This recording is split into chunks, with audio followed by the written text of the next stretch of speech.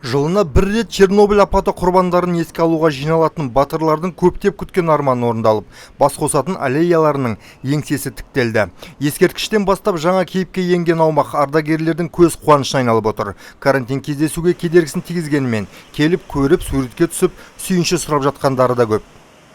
Біраз болған бұл қанша бір 20 жыл қалды. Паркымыз ескірген паркымыз. Жаңа қанша демен базалық қасымызда Қамбай проспект бойында болған екен, біз қатты қол жетіміз.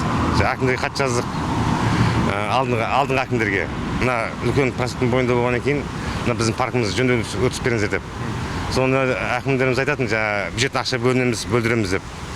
Құдағасы соны айланып келіп, құдағасы әкіміміздің арқасында ақша бөлініп істеп жатыр. ЖКХ-мыз бар. Әкімшілік нелерге көп алғысымыз шексіз рахмет айтамыз.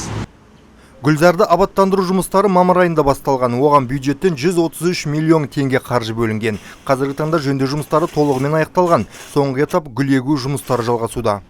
Чернобыль апаты құрбандарына арналған Гүлзар май айының 15-ші жұлдызында келіп жатқа тұрып, осы тамыз айында 15-іне аяқталады. Бүгін таңда жұмыстары 100% орындалып десек болады. Чернобыль Гүлзарын абаттандыру жұмыстарына жалпы қаралған қаржы 133 миллион. Бірақ қазіргі таңда нақты атқарылған жұмыстардың нәтижесінде 6,2 миллион теңге үнемделді. 126 миллион теңгеге жұмыстар жүргізіліп, пайдалануға берілуде. Оның ішінде кепілдік құжат негізін атқарылатын жұмыстар бар. Мынау қылқан жапырақты қымбат ағаш көшеттерін отырғызу жұмыстары күз айында атқарылатын болады. Бұған жаңағыдай мердігер мекеме тарапынан кепілдік берілген.